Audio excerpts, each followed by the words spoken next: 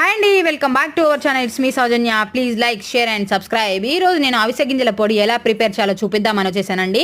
ముందుగా నేను ఒక హాఫ్ కేజీ అవిసె గింజలు తీసుకున్నాను. ఇవి బాగా వేయించుకోవాలండి, రంగు చేంజ్ అయ్యేంత వరకు, చిటపట అనేంత వరకు బాగా వేయించుకొని ఒక ప్లేట్లోకి తీసి పెట్టుకోవాలండి. ఇప్పుడు ఇందులోనే ఒక గ్లాస్ మినపప్పు తీసుకొని వేయించుకొని పక్కకు పెట్టుకోవాలి. అవిసె గింజలు అనేది ఎంత బాగా వేగితే అంత బాగా టేస్ట్ వస్తుందండి. ఇప్పుడు ఇందులోనే ఎండుమిర్చి వేసి వేయించుకొని పక్కకు పెట్టుకోవాలి. కొద్దిగా కారం ఎక్కువ తినే వాళ్ళు ఉంటే కొద్దిగా ఎక్కువగా వేసుకోవచ్చు. ఇందులోనే ఒక హాఫ్ గ్లాస్ వరకు మనం జీలకర్ర తీసుకొని వేయించుకొని పక్కకు పెట్టుకొని ఇప్పుడు ఈ వేయించుకున్నవన్నీ మిక్సీ జార్లో వేసుకోవాలి.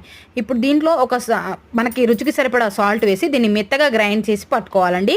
ఇందులో నేను ఒక చిన్న బౌల్ వెల్లుల్లి రెమ్మలు పొట్టు తీసి పుంచుకొని చాలా మెత్తగా గ్రైండ్ చేసిన తర్వాత దీన్ని మొత్తం ఒక బౌల్లో వేసుకొని బాగా కలుపుకోవాలి. ఈ పొడి వచ్చేసి మనకి 1 month వరకు స్టోర్ ఉంటుంది. డయాబెటీస్ పేషెంట్స్కి చాలా బాగా యూజ్ అవుతుందండి. తప్పకుండా మీరు కూడా ట్రై చేసి మీకు ఎలా వచ్చిందో కామెంట్స్ రూపంలో తెలియజేయండి. Please subscribe.